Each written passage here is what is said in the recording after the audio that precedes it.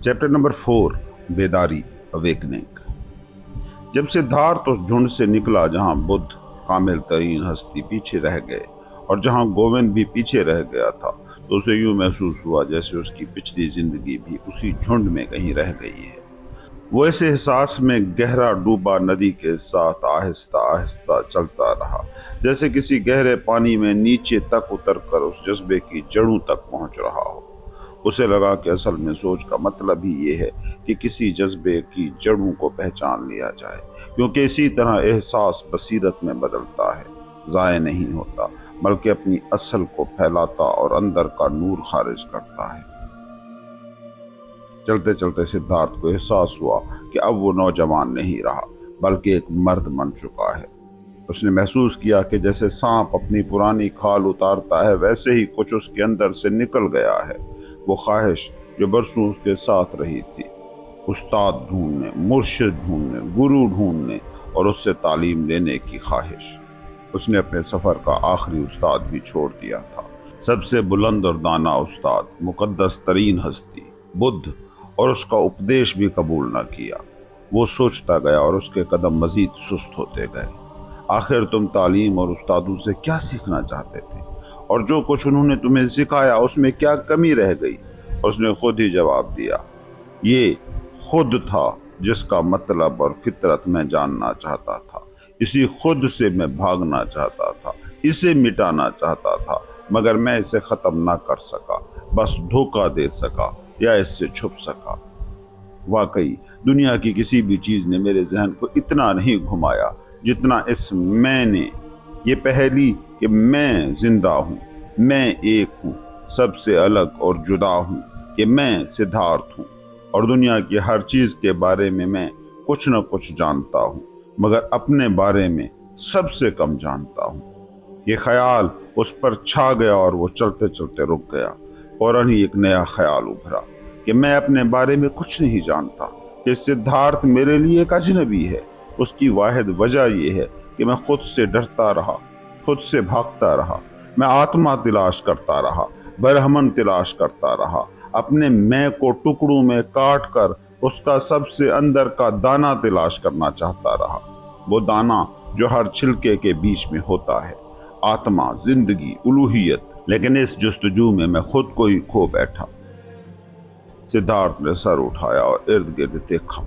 उसके चेहरे पर मुस्कुराहट आ गई और एक तवील ख्वाब से जागने जैसा गहरा एहसास उसके अंदर उतर गया। वो तेज कदमों से चलने लगा, जैसे कोई जानता हो कि उसे अब क्या करना है। नहीं, उसने गहरा सांस लेते हुए सोचा, मैं अब सिद्धार्थ को अपने से अलग नहीं होने दूंगा। मेरी जिंदगी और सोच अब आत्मा या दुनिया के दुखों से शुरू नहीं होगी। मैं अब अपने आप को टुकड़ों में नहीं बांटूंगा कि मलबे में कोई राज मिले। न मैं योग वेदा के पीछे जाऊंगा, न अथर्ववेदा के, न सन्यासियों के, न किसी और तालीम के। मैं अब खुद अपना उस्ताद हूँगा, खुद अपना शागिर्द हूँगा। मैं खुद को पढ़ूंगा, मैं खुद सिद्धार्थ का राज जानूंगा। उसने ऐसे देखा जैसे दुनिया को पहली बार देख रहा हो। कितनी हसीन, कितनी रंगीन, कितनी अजीब और कितनी पुरस्कार थी ये दुनिया। ये नीला, वो पीला, फिर सब्ज आसमान और दरिया बह रहे थे, जंगल और पहाड़ खामोश खड़े थे। सब कुछ हसीन था, सब कुछ पुरस्कार और जादुई, और इस सब के बीच वो खुद सिद्धार्थ अपनी बेदारी के लम्हे में अपने आप की तरफ बढ़ता हुआ। ये सब रंग, ये दरिया और ये जंगल पहली बार उसकी आंखों से गुजरकर उसके अंदर दाखिल हो रहे थे। अब ये माया का फरेब न थे, न ही शैतान का कोई धोखा, न ही महज बिखरी हुई दुनिया जिसे ब्रह्मन या गहरे फलसफर हकीर जानते हैं। अब नीला नीला ही था, दरिया दरिया ही था, सब एक। उलूहियत उन सब में छुपी हुई। फिर भी उलूहियत का मकसद यही था कि यहाँ पीला हो, वहाँ नीला, उधर आसमान हो, इधर जंगल, और यहाँ सिद्धार्थ। मानी और वजूद अब किसी पर्दे के पीछे नहीं थे, बल्कि हर शय के अंदर थे, हर जगह थे।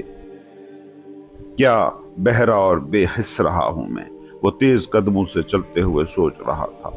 जब कोई शख्स कोई इबारत पढ़ता है और इसका मतलब समझना चाहता है, तो वो हरूफ और अल्फाज को हकीर और बेमानी छिलके नहीं कहता। वो उन्हें पढ़ता है, उन्हें परखता है, मोहब्बत करता है हर्फ बहर्फ, मगर मैं तो दुनिया की किताब और अपनी हस्ती की किताब पढ़ने निकला था, लेकिन हरूफ और अल्फाज को हकीर जाना, पहले ही से किसी मफहूम के आगे झुककर ज़ाहिरी दुनिया को फरेब कहा, अपनी आंख और अपनी ज़बान को महज बेकार वहम कहा। बस अब बहुत हो गया, मैं जाग गया हूँ, वाकई जाग गया हूँ, और आज का दिन मेरी पैदाइश का दिन है। ये सोचते ही सिद्धार्थ अचानक रुक गया, जैसे उसके रास्ते में कोई सांप लेटा हो। एकदम उसे ये भी समझ में आ गया, मैं जो वाकई एक नौबेदार या नौज़ायदा शख्स की तरह हूँ, अपनी जिंदगी बिल्कुल नए सिरे से शुरू करूंगा, खाली शरीर से शुरू करूंगा। आज सुबह जब मैं जैतूना के झुंड से निकला था, जहाँ मुकद्दस तरीन हस्ती रहती थी, मैं जागना शुरू कर चुका था, अपने आप की तरफ बढ़ रहा था। उस वक्त मेरा इरादा था, और ये बात बिल्कुल फितरी लगती थी, कि सन्यासी के बरस खत्म होने के बाद अपने जन्म स्थान, अपनी पैदाइश के घर, अपने बाप के पास लौट जाऊंगा। मगर अभी जब मैं यूं रुका जैसे रास्ते में सांप हो, मुझे ये भी इदराक हुआ, मैं वो नहीं रहा जो पहले था। न मैं अब सन्यासी हूं, न पुजारी, न ब्राह्मण। मैं घर जाकर क्या करूंगा? वेदों का मुताला, यज्ञ, कुर्बानी, समधी की मशकें, ये सब खत्म हो चुका। ये अब मेरे रास्ते में नहीं आते। सिद्धार्थ वहीं बेहरकत खड़ा रहा। एक लम्हे के लिए, एक सांस की देर में उसका दिल बर्फ की तरह ठंडा हो गया, जैसे सीने में कोई छोटा सा जानवर, परिंदा या खरगोश सिकुड़ कर ठिठुर गया हो। जब उसे ये दिखाई दिया कि वो कितना अकेला है, बरसों से वो बेघर था और कभी उसने ये महसूस न किया था, आज उसने महसूस किया। हमेशा, चाहे वो समाधि की गहराइयों में हो, वो अपने बाप का बेटा था, एक बरहमन, एक मुअज़्ज़िज़ ज़ात का फर्द, एक मुतफक्किर। अब वो कुछ नहीं था, बस सिद्धार्थ था, जागा हुआ इंसान। और बस उसने गहरी सांस ली और लम्हे भर के लिए कांप गया। इतना अकेला कोई ना था जितना वो उस वक्त। हर रईस का ठिकाना रईसों में होता है, हर कारीगर कारीगरों में, जहां वो उनके साथ जीता है और उनकी जबान बोलता है। हर बरहमन बरहमनों के बीच रहता है, हर सन्यासी अपने सन्यासी भाइयों में पनाह पाता है।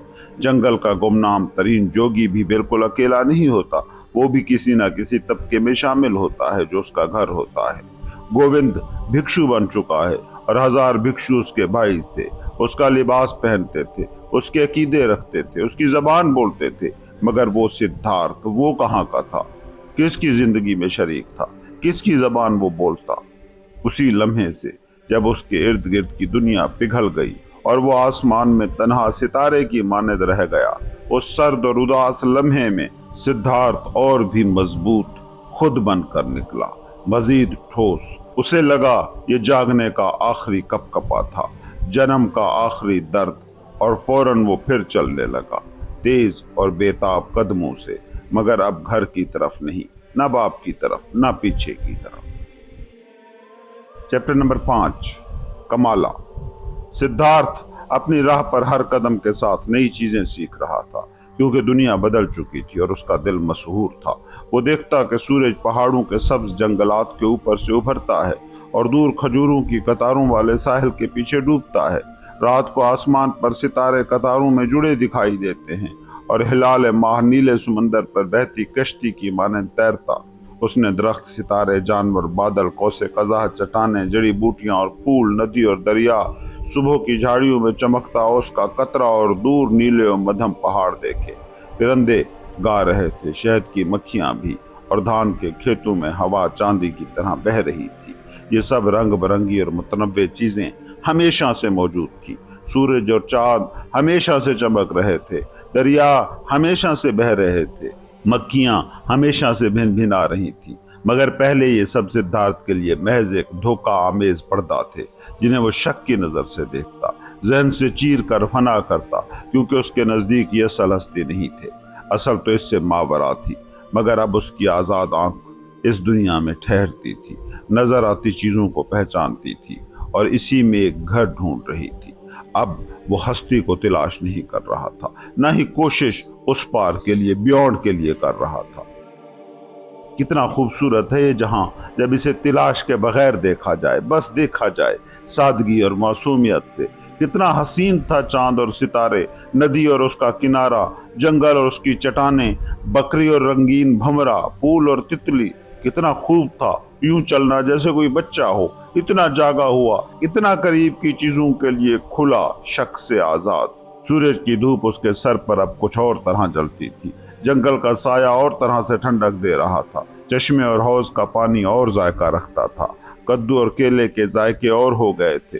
دن مختصر تھے، راتیں مختصر تھی، ہر گھڑی تیزی سے گزر جاتی جیسے سمندر پر ایک بادبان، اور اسی بادبان کے نیچے خزانے سے بھرا ایک جہاز تھا، خوشیوں سے بھرا۔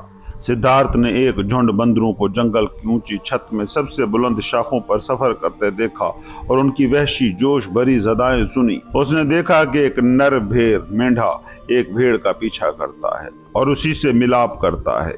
ایک جھیل میں جو سرکنڈوں سے بھری تھی، اس نے ایک شارک مچھلی کو شام کی بھوک مٹانے کے لیے شکار کرتے دیکھا۔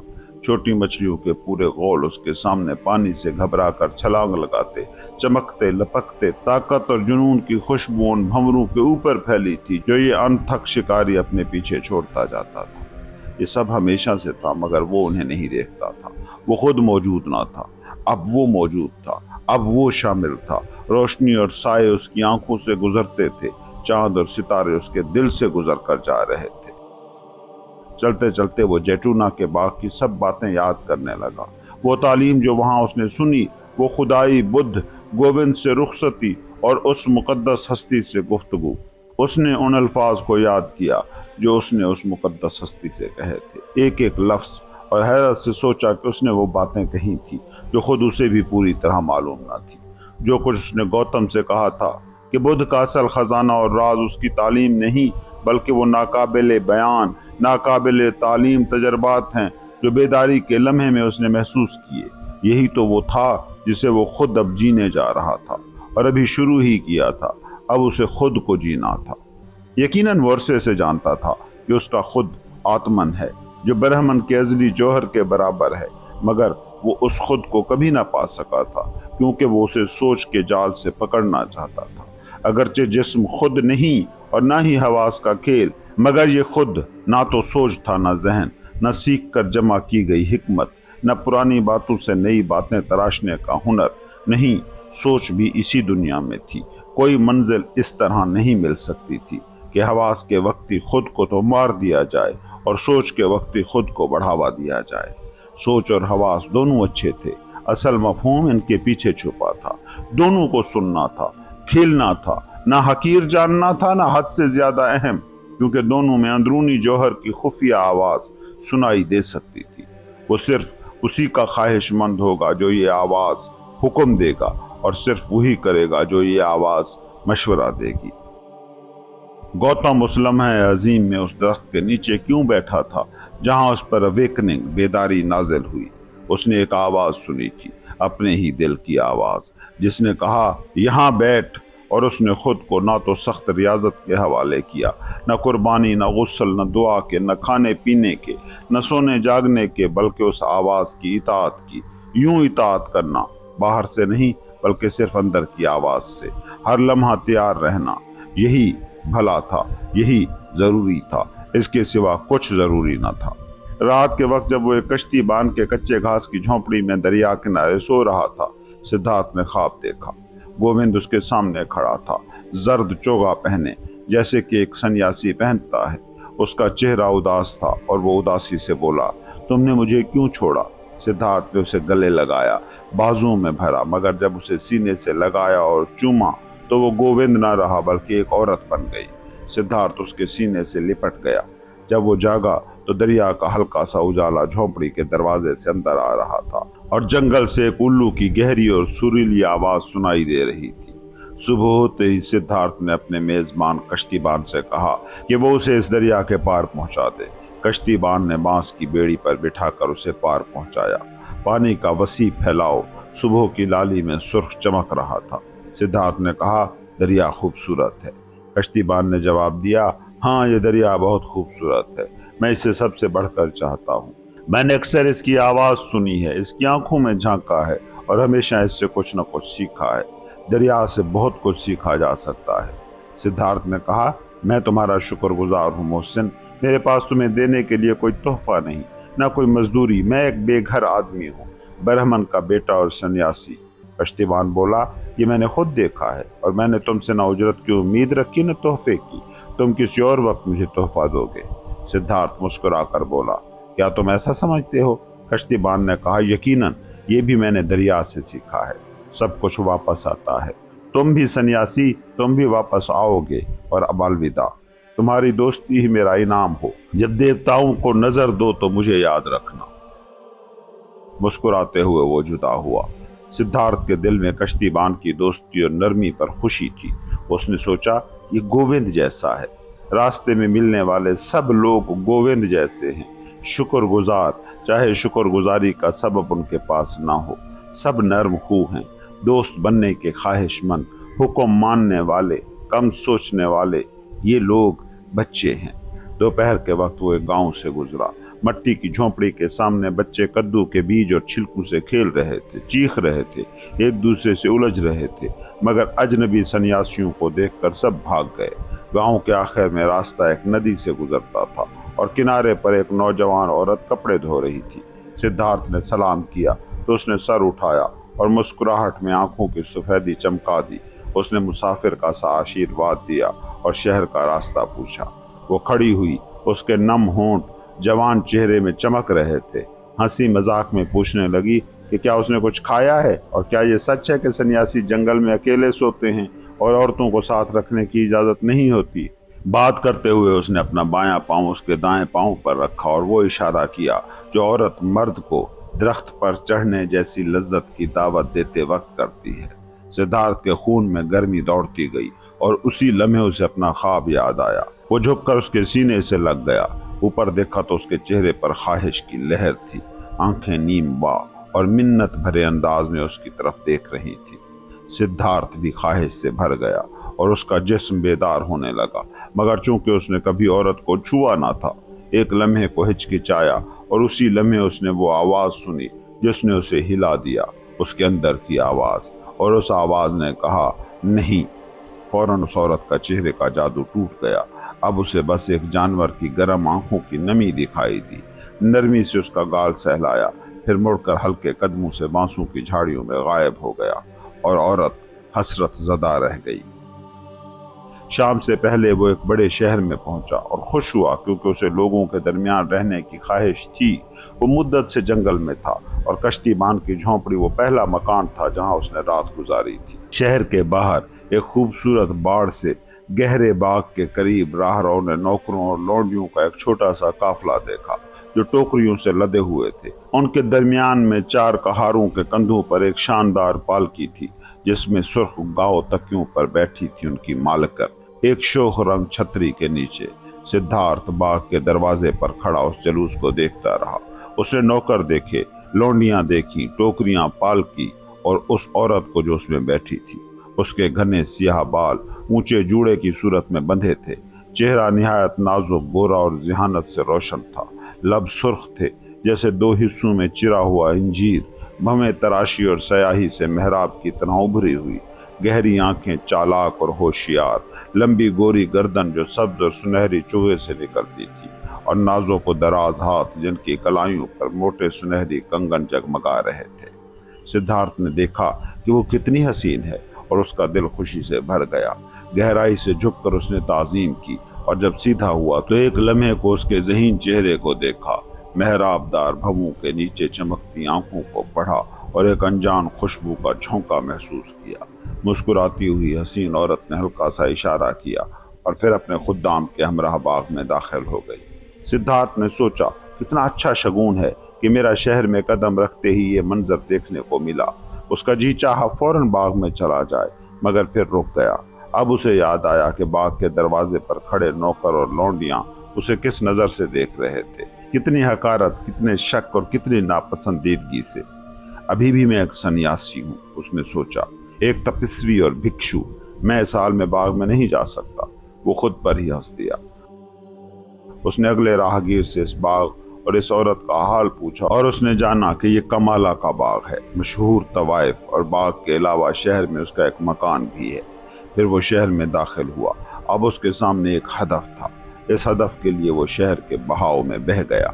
गलियों में फिरता रहा, चौकों में रुका और दरिया के पथरीले घाट पर बैठकर लोगों को देखता रहा। शाम के करीब उसकी मुलाकात एक हज्जाम के शागिर्द से हुई, जिसे उसने एक मेहराब के साए में काम करते देखा था और फिर विष्णु के मंदिर में पूजा करते हुए पाया। उसने शागिर्द को विष्णु और लक्ष्मी के किस्से सुनाए।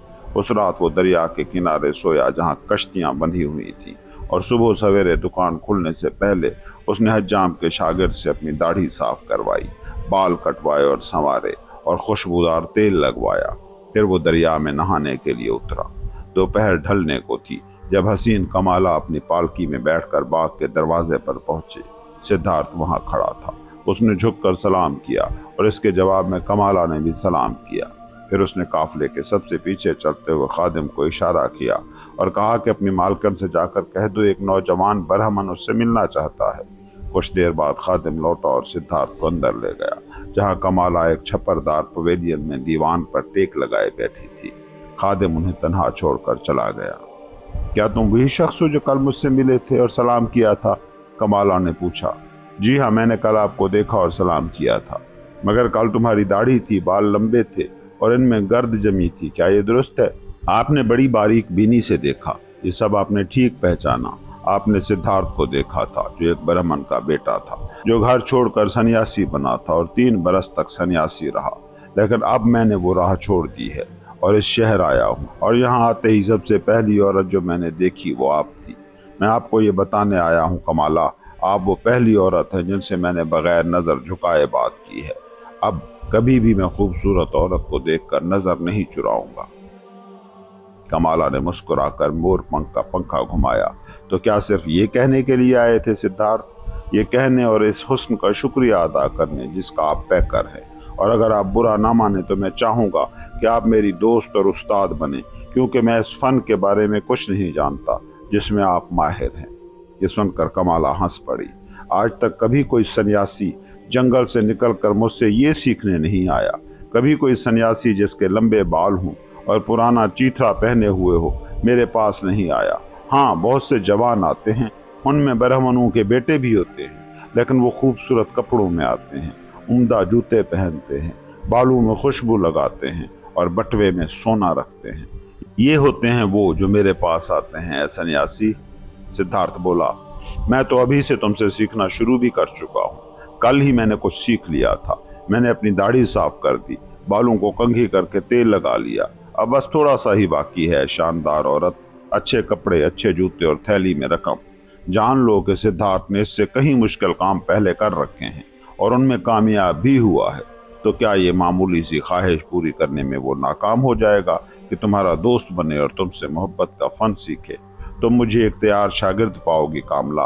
मैंने उससे कहीं ज्यादा मुश्किल चीजें सीखी हैं जितना तुम मुझे सिखाओगी। तो बताओ, क्या सिद्धार्थ तुम्हें अब पसंद है? जबकि बालों में तेल तो है, लेकिन कपड़े, जूते और रकम नहीं। हंसते हुए कामला ने कहा, नहीं अजीज दोस्त, अभी तुम पसंद के काबिल नहीं। तुम्हें कपड़े चाहिए, खूबसूरत कपड़े, जूते चाहिए, खूबसूरत जूते, और थैली में काफी रकम, और कामला के लिए कई तोहफे। अब तुम समझ गए ना? ऐ जंगल के सन्यासी, याद रखोगे?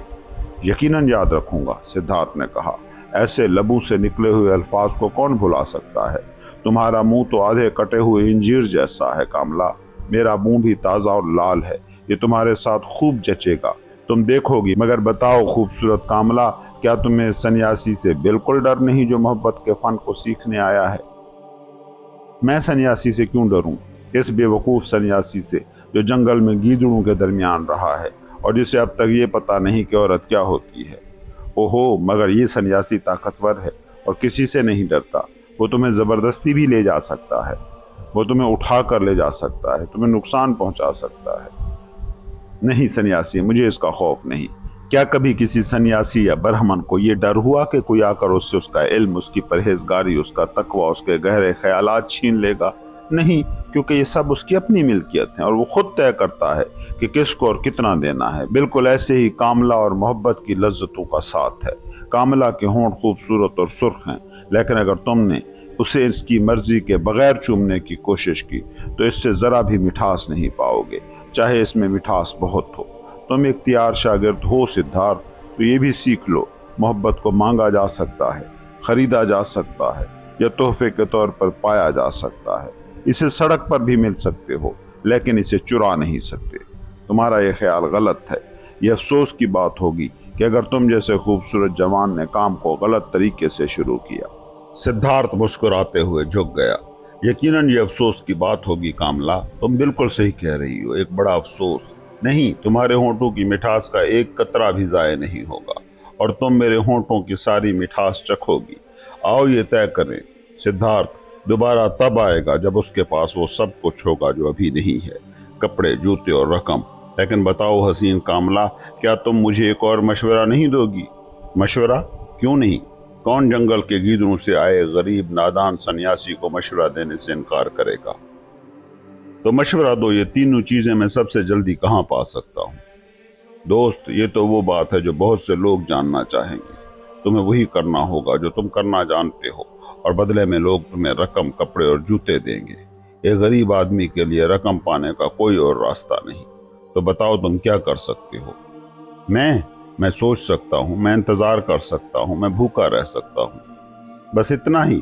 ہاں، نہیں، میں شاعری بھی کر سکتا ہوں۔ کیا تم ایک نظم کے بدلے مجھے ایک بوسہ دو گی؟ اگر نظم اچھی لگی تو ہاں۔ اس کا عنوان کیا ہے؟ سدھارتھ نے لمحہ بھر سوچا، پھر یہ اشعار کہے۔ اپنے سایہ دار باغ میں قدم رکھا خوبصورت کاملا نے، باغ کے دہانے پر کھڑا تھا بھورا سنیاسی، گہرائی سے جھکا جب اس نے کمل کا پھول دیکھا جس کے لیے کاملا نے مسکرا کر شکریہ ادا کیا۔ جوان نے سوچا، دیوتاؤں کو قربانی دینے سے زیادہ حسین ہے خوبصورت کاملا کو قربانی دینا۔ کاملا نے زور سے تالیاں بجائیں، سنہری کنگن کھنک اٹھے۔ کتنی خوبصورت تمہاری شاعری ہے بھورے سنیاسی، واقعی اگر میں تمہیں اس کے بدلے ایک بوسہ دوں تو میرا کچھ نہیں جائے گا۔ حیرت کے ساتھ سدھارتھ نے محسوس کیا کہ وہ اسے سکھا رہی ہے، کس قدر ماہر ہے، کس طرح وہ اسے قابو میں رکھتی ہے، کبھی دور دھکیلتی ہے، کبھی لبھاتی ہے، اور کس طرح اسے پہلے بوسے کے پیچھے ایک طویل باقاعدہ ترتیب دی ہوئی اور آزمودہ بوسوں کی لڑی موجود ملی، جن میں سے ہر ایک دوسرے سے مختلف ہے اور جو ابھی اس کا منتظر ہے۔ وہ گہری سانس لیتا ہوا کھڑا اور اس لمحے ایک بچے کی طرح جو حیرت سے دیکھ رہا ہو کہ کس قدر علم و ہنر کی دولت اس کی آنکھوں کے سامنے کھل گئی ہے۔ کتنی خوبصورت ہے تمہاری شاعری، کمالا نے کہا۔ اگر میں مالدار ہوتی تو تمہیں اس کے بدلے سونے کے سکے دیتی، مگر تمہارے لیے شاعری سے اتنے پیسے کمانا مشکل ہوگا جتنے تمہیں چاہیے، کیونکہ اگر تم کمالا کے دوست بننا چاہتے ہو تو تمہیں بہت سا روپیہ چاہیے ہوگا۔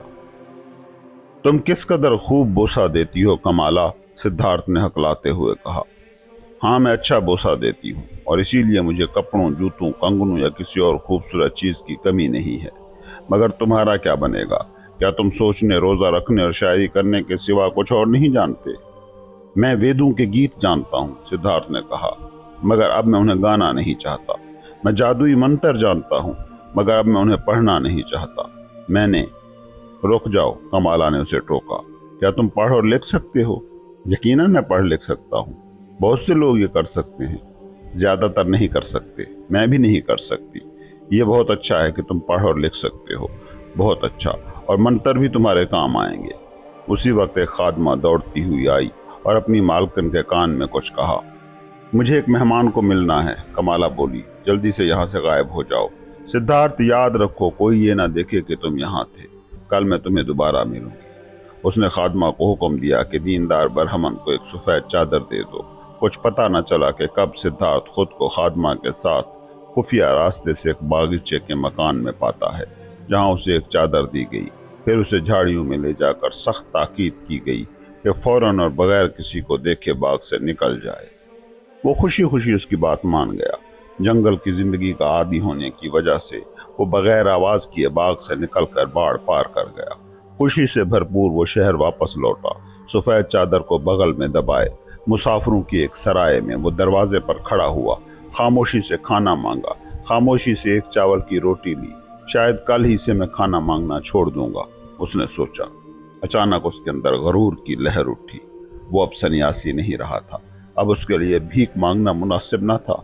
उसने रोटी एक कुत्ते को दे दी और खुद बगैर खाए रहा। इस दुनिया में जिंदगी कितनी आसान है, सिद्धार्थ ने सोचा। जब मैं सन्यासी था सब कुछ मुश्किल, मेहनत तलब और आखिरकार बेसूद था। अब सब कुछ आसान है, आसान बिल्कुल वैसा जैसे कमाला के बोसों के सबक आसान है। मुझे कपड़े और रुपया चाहिए बस। ये मकासद छोटे हैं और हाथ की पहुंच में हैं, ये मेरी नींद में खलल नहीं डालेंगे। वो पहले ही कमाला के शहरी मकान को पहचान चुका था और अगले दिन वो वहां जा पहुंचा। सब ठीक है, कमाला ने उसे देखते ही कहा। तुम्हें कामास्वामी के घर जाना चाहिए। वो शहर का सबसे मालदार ताजिर है। अगर तुम उसे पसंद आ गए तो वो तुम्हें अपने काम में ले लेगा। होशियार रहना भूरे सन्यासी, मैंने दूसरों से इसके सामने तुम्हारी तारीफ करवाई है। उसके साथ दोस्ताना रवैया रखना, वो बहुत ताकतवर है, मगर ज्यादा आजिज़ी न दिखाना। मैं नहीं चाहती कि तुम उसके नौकर बनो, तुम्हें उसका हम पल्ला बनना है, वरना मैं तुमसे खुश नहीं होंगी। कामास्वामी बूढ़ा और सुस्त होने लगा है। अगर तुम उसे भाग गए तो वो तुम्हें बड़े बड़े काम सौंप देगा। सिद्धार्थ ने उसका शुक्रिया अदा किया और हंस पड़ा। और जब उसे मालूम हुआ कि उसने आज और कल कुछ नहीं खाया तो कमाला ने रोटी और फल मंगवाए और खुद उसे पेश किए। तुम खुशकिस्मत, उसने कहा। जब वो रुखसत हो रहा था, एक दर के बाद दूसरा दर तुम पर खुल रहा है। ये कैसे हो रहा है? क्या तुम्हारे पास जादुई ताकतें हैं? सिद्धार्थ ने कहा, कल मैंने तुम्हें बताया था कि मैं सोचना, इंतजार करना और रोजा रखना जानता हूँ, मगर तुमने कहा कि इन चीजों की कोई कीमत नहीं, मगर इनकी बड़ी कीमत है। कमाला, जैसा कि तुम देखोगी कि जंगल के सादा सन्यासी भी बहुत सी ऐसी उम्दा बातें जानते हैं और कर सकते हैं जो तुम नहीं कर सकती। परसों तक मैं एक बिखरे बालों वाला भिखारी था, मगर कल ही मैंने कमाला को बोसा दिया और जल्द ही मैं एक ताजिर हूँगा और मेरे पास रुपया और वो सब कुछ होगा जिसे तुम अहम समझती हो। हाँ, उसने कहा, मगर तुम कहाँ होते अगर मैं ना होती? कमाला तुम्हारी मदद ना करती तो तुम क्या होते? प्यारी कमाला, सिद्धार्थ ने पूरे कद के साथ सीधे खड़े होकर कहा, जब मैं तुम्हारे बाग में आया था तो वो मेरा पहला कदम था। वो मेरा आज़म था कि मैं दुनिया की सबसे हसीन औरत से मोहब्बत करना सीखूं। जिस लम्हे मैंने ये अज़्म किया, मुझे यकीन हो गया कि मैं कामयाब हूँगा। मुझे मालूम था कि तुम मेरी मदद करोगी। तुम्हारी वो पहली नज़र जो तुमने बाग के दरवाजे पर मुझ पर डाली थी, उसी वक्त मैं जान गया था। और अगर मैं राजी ना होती, तुम राजी थीं। देखो कमाला, जब कोई पत्थर पानी में फेंकता है तो वो सबसे सीधे और तेज रास्ते से तह तक पहुंचता है। ऐसा ही होता है जब सिद्धार्थ का कोई मकसद होता है, कोई अज़्म होता है। सिद्धार्थ कुछ नहीं करता, वो इंतज़ार करता है, वो सोचता है, वो रोज़े रखता है, लेकिन दुनिया की चीज़ों में से यूं गुजर जाता है जैसे पानी में पत्थर, बगैर कुछ किए, बगैर हरकत किए, बस अपनी मंजिल की तरफ खिंचता चला जाता है। उसके दिल में वही चीज़ दाखिल होती है जो उसके मकसद के खिलाफ ना हो। यह है वो बात जो सिद्धार्थ ने सन्यासियों के पास सीखी। यही बात लोग जादू समझते हैं और कहते हैं कि द्यो जादू करते हैं। कोई द्यो कुछ नहीं करता, द्यो होते ही नहीं। हर कोई ये जादू कर सकता है, हर कोई अपनी मंजिल को पा सकता है अगर वो सोच सकता है, अगर वो इंतज़ार कर सकता है, अगर वो रोज़ा रख सकता है। कमाला उसकी बात सुनती रही। उसे उसकी आवाज़ पसंद आई, उसकी आंखों की चमक अच्छी लगी। शायद बिल्कुल वैसा ही है जैसा तुम कहते हो दोस्त, उसने नरमी से कहा। मगर शायद ये भी है कि सिद्धार्थ एक खूबसूरत आदमी है।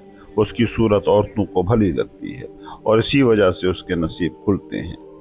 एक बोसे के साथ सिद्धार्थ ने उससे रुखसत ली। ऐसा ही हो मेरे उस्ताद, मेरी सूरत हमेशा तुम्हें अच्छी लगे और तुम्हारी तरफ से हमेशा मेरे लिए खुशनसीबी आए।